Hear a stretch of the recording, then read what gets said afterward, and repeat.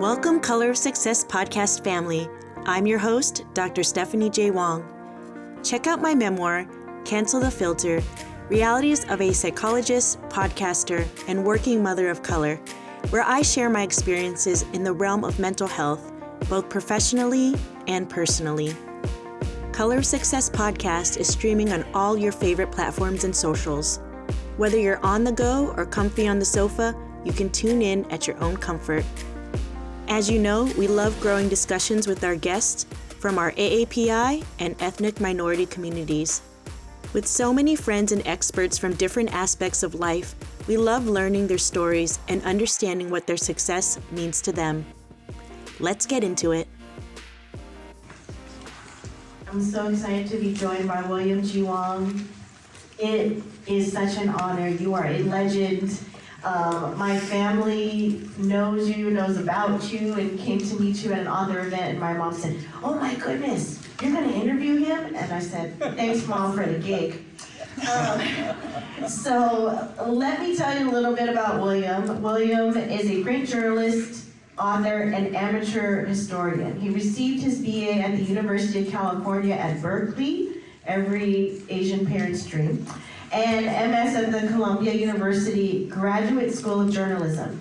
His print journalism career was spent at the Wall Street Journal and the Oakland Tribune. He also worked for the Chronicle and the San Francisco News Call Bulletin, and has written for the Examiner, East West, the Chinese American Journal, and Asian Week, among other publications. William, thank you so much for joining me today. Well, thank you for asking me. Yes, it's my pleasure to be here. Thank you. So your new book details your journey of your family, and interestingly, similar to my family's history. And so your pop was integral in coming to America and bringing the rest of the family over. So the book opens with you and your family going back to visit Pop's village. Walk me through that. What emotions and thoughts came up for you as you were visiting? Yeah, the visit was in 1994, roughly 30 years ago. I remember that my emotion was sort of neutral, even though I was curious about my father's China background, because on the trip were two sisters who were born in that village, and they had come to America when one was 7, the other was 2. So they had grown up in Oakland's Chinatown, went through the system, became integral to the American society. One became a teacher, the other worked in Silicon Valley for a while, had children, grandchildren, and all of that. So my initial interest in that trip was kind of documenting their return. I was interested in what their reaction going back home was. Then at some point, as I write about in the opening chapter, I went inside my father's house, which by then was half destroyed, and I was told later that a water buffalo lived there as opposed to people. But I wanted to go in and simply narrate for my nephew. He had a video camera. So when I started talking, I broke down. I started to cry. And it suddenly hit me that maybe I was, quote, home also. So the emotion grew from, and as you mentioned, I'm a print journalist and sort of professionally trained to think in, quote, third-party, distance, objective ways. And that was my original intent, to document my sisters, but the emotions hit me as I was inside my father's house. So that began, it didn't really begin the process of me looking into the who am I, who was my father question, but it really accelerated it. And from that point on, until my book was published, is what my, I guess, emotional, mental journey was. That's a great question that just popped in my head.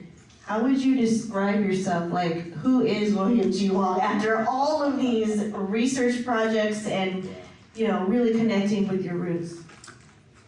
Oh boy, that's a difficult question. I'm here to ask difficult questions. Right. No, please do. I'm more than willing to answer difficult questions, even if I go through a process here.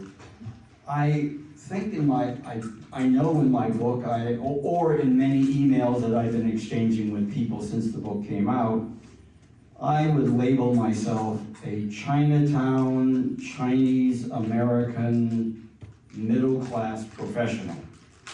And out of that, you can extract any sorts of meaning.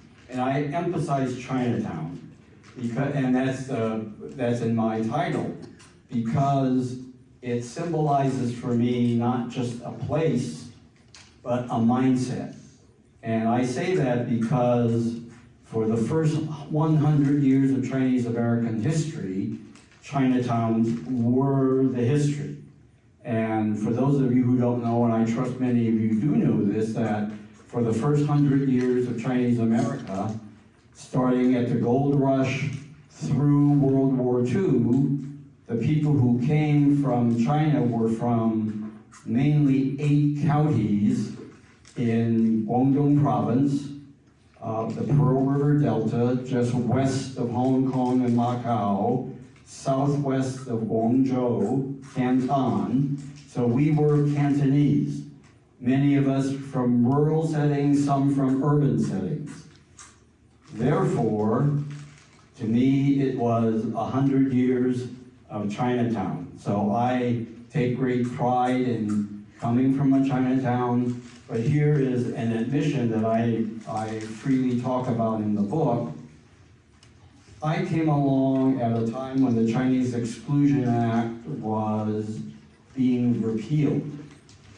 Now, I hope we all know what the Chinese Exclusion Act was, and it has, to me, still unexplained psychological effects on those of us who grew up in a Chinatown setting at about the time me and my sisters did.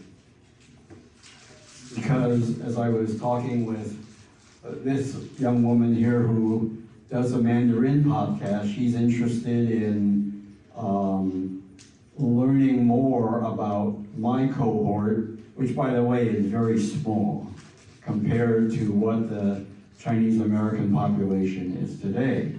So I'm not sure how much I want to go into that, but that's how I identify myself. Chinese American, because there's no other way around, because if you read my book, and I'll tell you in Cliff Notes form, I've lived in the Philippines for 3+ years when I was in the Peace Corps. I've lived in Oakland most of my life. I've lived on the East Coast. I've lived in Cleveland for a couple of years. I have visited Asia a number of times. I've been to South Africa, I've been to Mexico.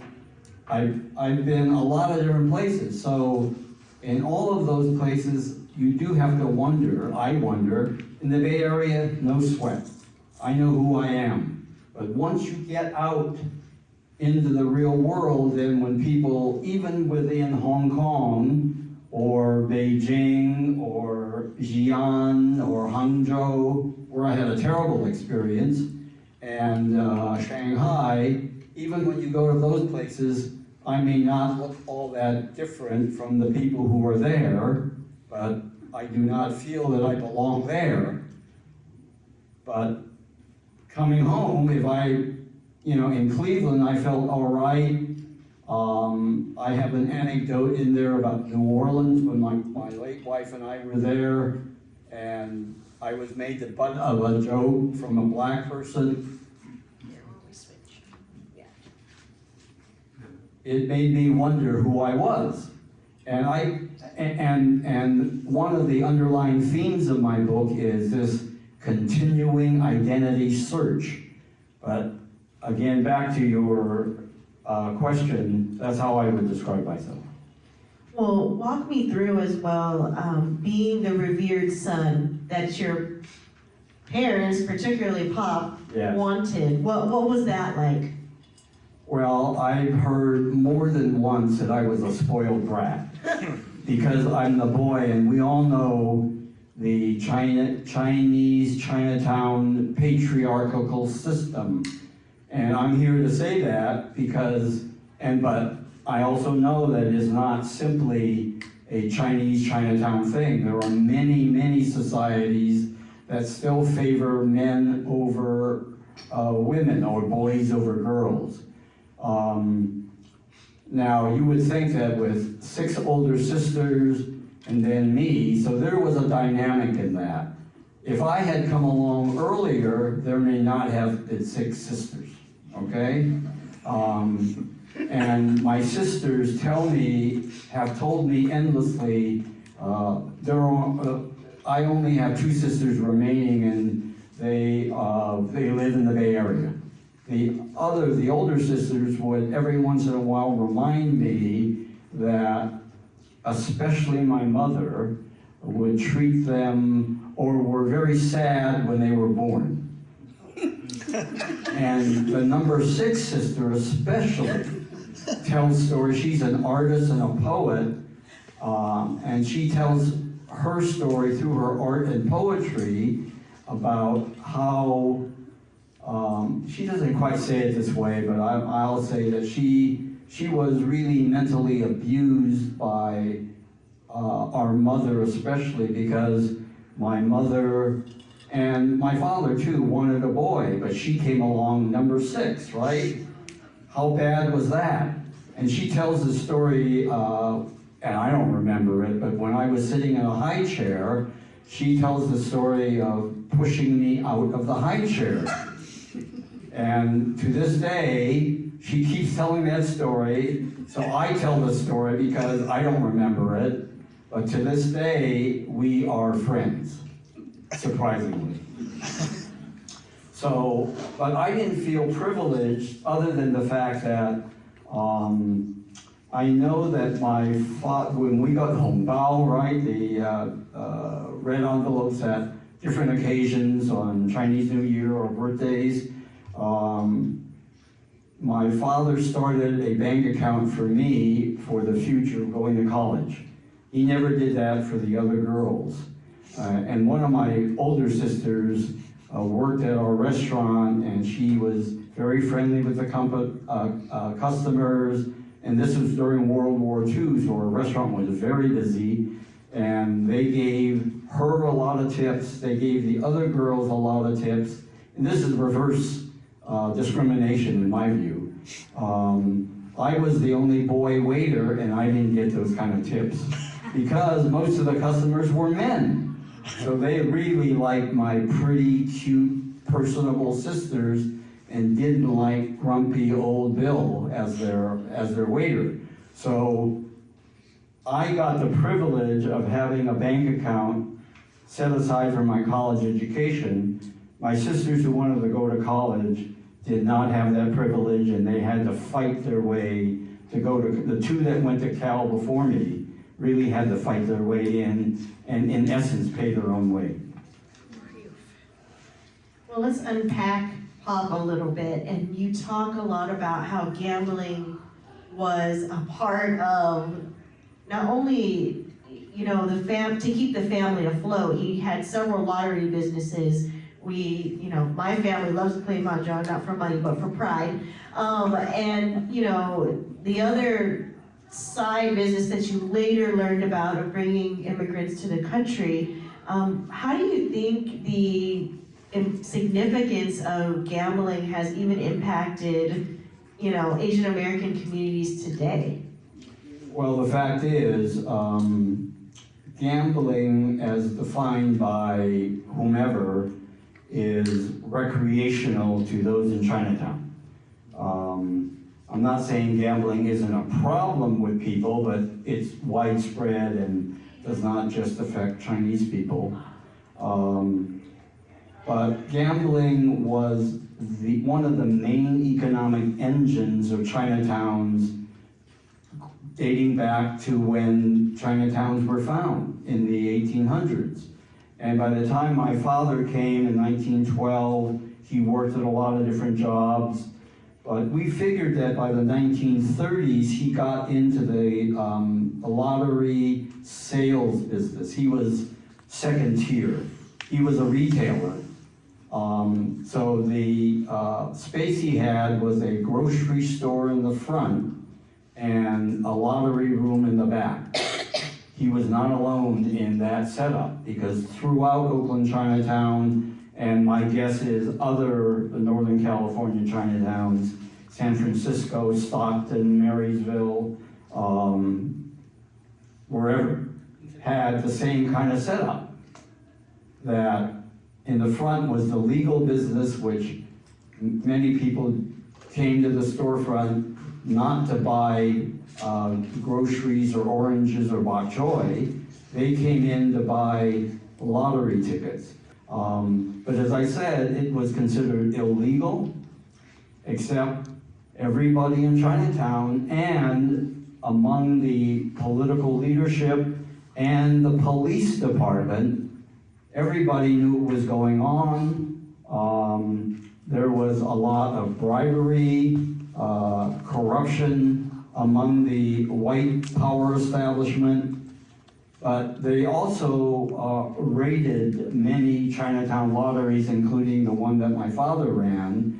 And a descendant of another lottery retailer told me the funny story about a beat cop would come to his shop and say, hey, we're planning, in words to this effect, we're coming, in tomorrow or whatever, so get ready. So what this particular lottery dealer did was he replaced the good door, put up a bad door, so that when the cops came raiding it and beat down the door, it would not, be harmful to their family economy. But it was a business that was also affiliated with Tongs, which is also a very sort of mysterious secret society that goes all the way back several hundred years to Guangdong province and other places. So there was this surface impression of what lotteries were, and they also had Pai Gao and Mahjong as other gambling games. But at one point, the big shots in Chinatown were all gambling bosses. And anyway, it was such an important industrial engine of Chinatown that for a time, and there's a Chinese-American historian by the name of Greg Mark who has written scholarly works about Oakland Chinatown gambling because his father was Oakland Chinatown, as was he. Very important to the industry. So I find it quite ironic, frankly, that today lottery is completely legal everywhere. You can't avoid the ads for lotto this and that, billion-dollar payoffs. But in the days that my father and his cohort was practicing it, it was, quote, illegal. Well, we paved the way there too, so you're welcome. There was this aspect to it where, yes, there was real danger here, and your mom ended up being the one to chase, through Chinatown. So did you have an increased appreciation for her, though, and the tenacity, but also these dangers were everywhere? Were you aware of that when you were younger? The shooting took place before I was born. Okay. So it's family legend to me, but I heard about it way back when. But in my research for my father's life, I went to the Alameda County office where they had records of criminal cases. So I found the microfiche or microfilm. My kids have no idea what that is. Yeah, right. They had to do that at the library. Yeah, right. It's a recorded record of criminal cases, So I found my father's case, so I was able to get the transcripts of the preliminary hearing and arraignment of the man who shot my father. The man who shot my father was his paper brother and a Tong member also. So it was, and as you indicate, there was, even though the many associations in a typical Chinatown like Oakland were men, and they belonged to either or all a family/clan association, a regional association, meaning a place, or a Tong. And out of these three kinds of organizations was the Chinese Consolidated Benevolent Association, or the 6 companies.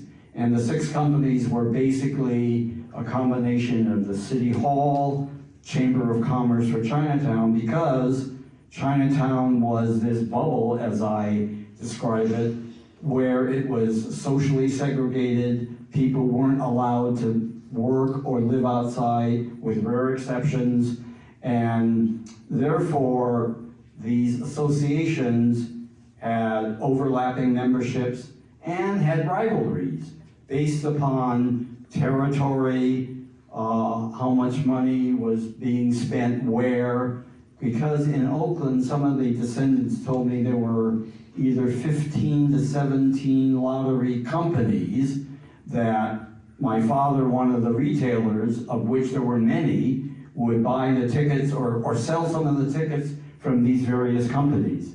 My father only sold 2 brands.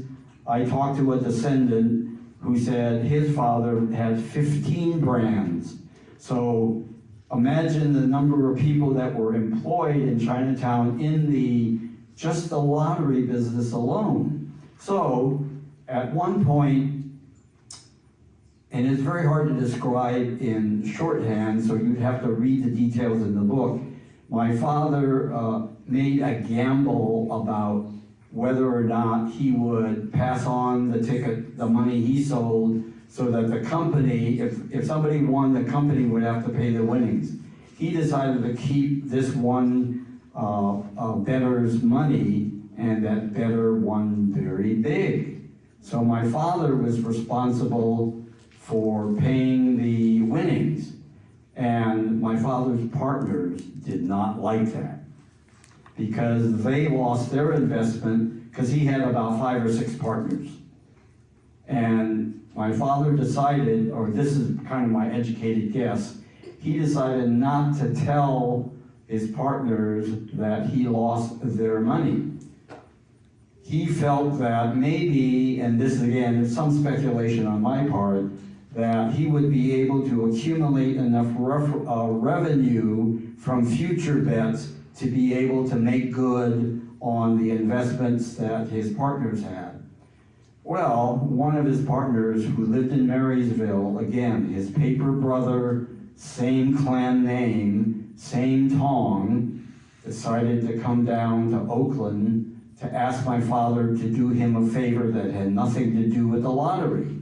So again, I'm speculating a little bit because the record isn't all that clear, but it makes a good story, that my father said he would help his paper brother from Marysville do this task that the brother asked him to do. So in the middle of doing that, this paper brother got angry, asked what happened to the money, wanted his investment back, and my father said, I don't have it.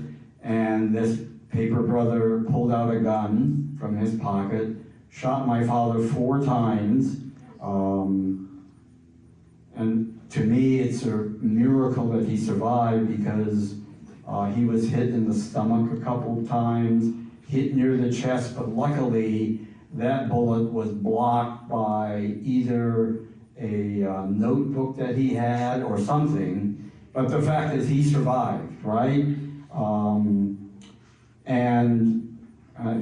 Here's the funny personal part. I was born, the incident happened in April 1940. I was born in July of 1941. So my parents really wanted a son.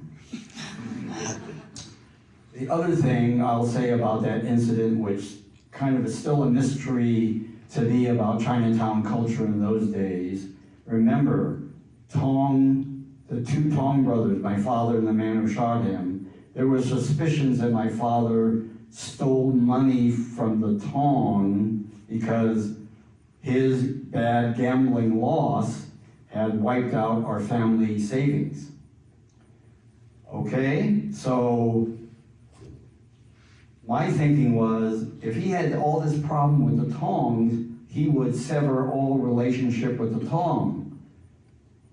But my mom related to my sisters more than to me that when my father died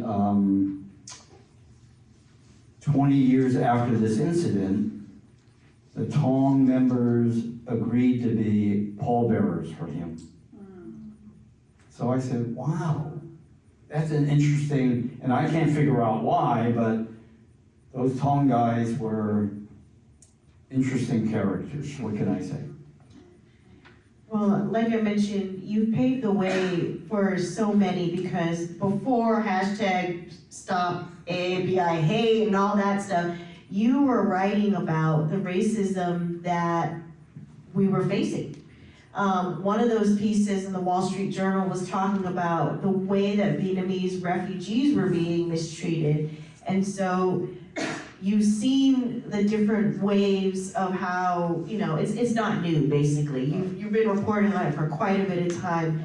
Any advice for our current generation that, and future that now have to live with this, especially my Chinese, Vietnamese children, who are trying to make it a better world and at the same time not put them in a bubble so that they realize that this is over?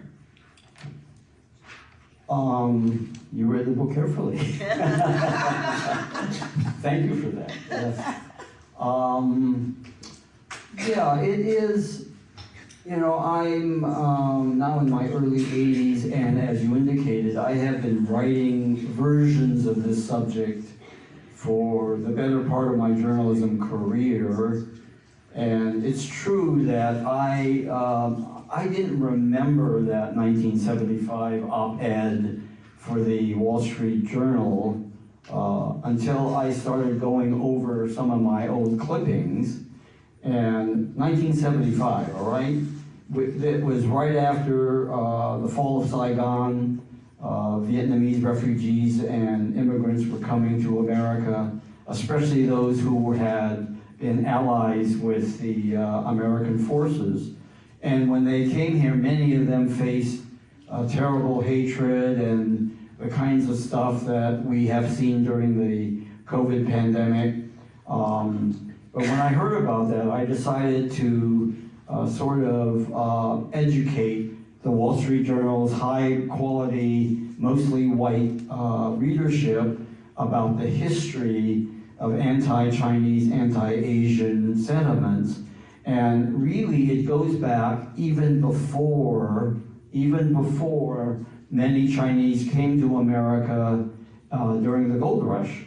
And I cite the historian who wrote a book in 1969 called The Unwelcome Immigrant. Stuart Creighton Miller talks about the feelings in America against Chinese going way back to the days of the missionaries, the diplomats, and the New England merchants who guided their ships all the way to China through the Pearl River Delta. So I found out, wow, there was already anti-Chinese feelings in American society before almost no Chinese were here. So during the gold rush, there was a lot of different incidents that eventually led to 1882, the Chinese Exclusion Act, and then the 1924 Immigration Act was also in effect an anti-Asian act. It was only until 1965 that Congress passed a more liberalized immigration law that then sparked this tremendous immigration from both Latin America and from Asia. So now we have a Chinese, Asian population, and my numbers may be a little off, but in 1970, for example, the totality of the Asian American population was less than 1% of America. Today, it is about 7%.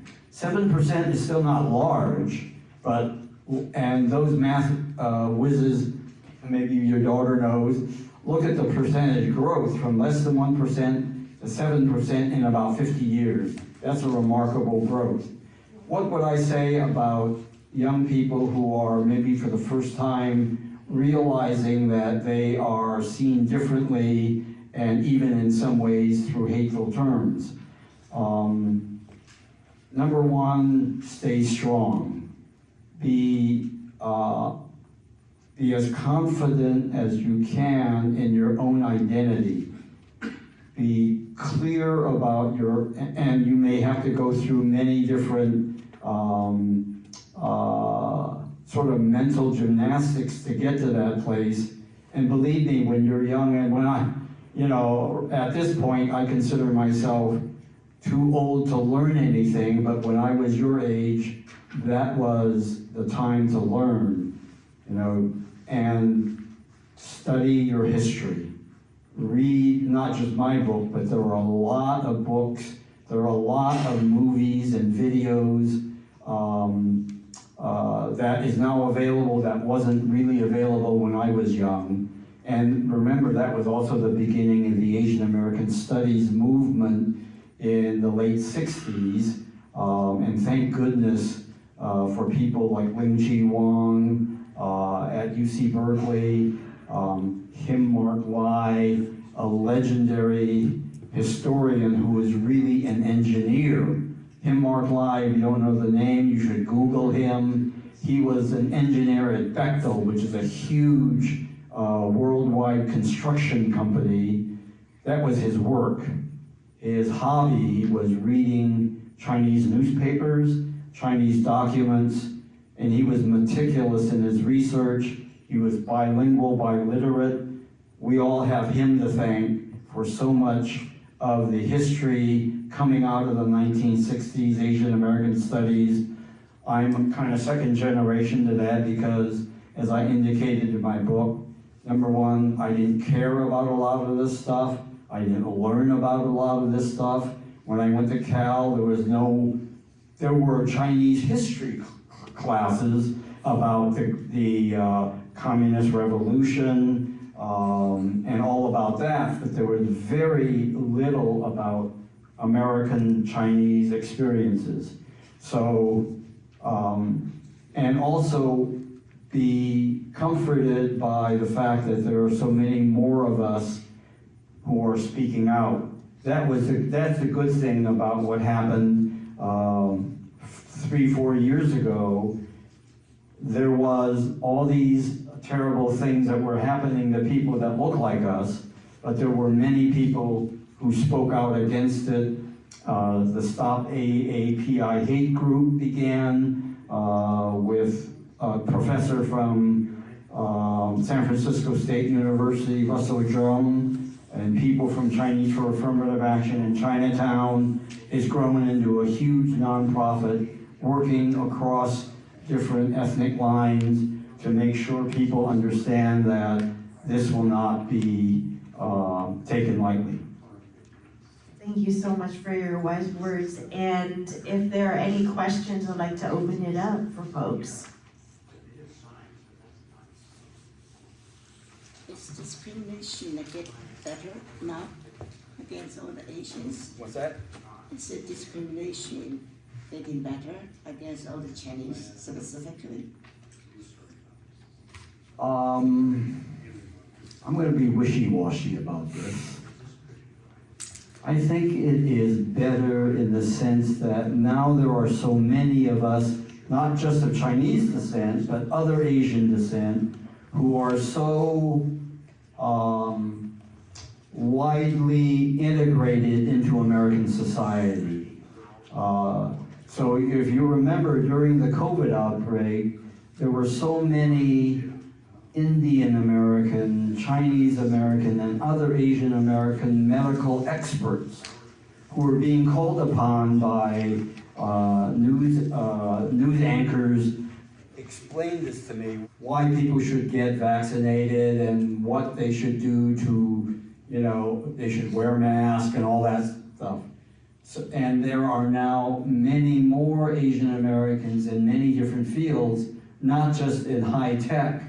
And we know that in Silicon Valley, many of the companies either working as software engineers or even owning the companies or being partners are of Asian descent. Many of them fairly new to this country, others who have had many years in America. We are beginning to see more Asian American faces in the arts, not nearly enough. But what I'm noticing, very superficial things. If you watch a lot of television, you're going to see a lot of ads.